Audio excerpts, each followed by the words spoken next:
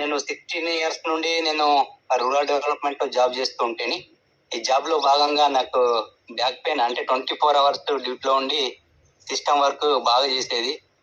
16 hours 15 hours system work చేసి తిరిగేది కూడా హార్డ్ వర్కింగ్ బాగుంటుండే. దానివల్ల నాకు బ్యాక్ పెయిన్ అనేది విపరీతంగా పెరిగింది సార్.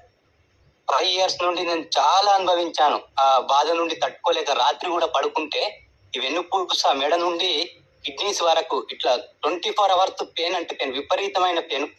అలాంటి పెయిన్ ను భరించలేకపోయినా ఈ సమయంలో నేను రకరకాల మెడిసిన్ కూడా యూజ్ చేశాను.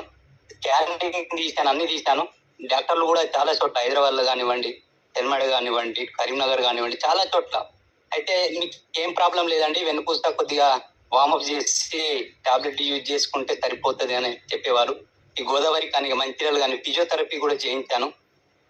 ఇలా 4 నుండి 5 సంవత్సరాలు విపరీతంగా అనుభవించాను సార్. రకరకాల మెడిసిన్ వాడాను, తగ్గలేదు.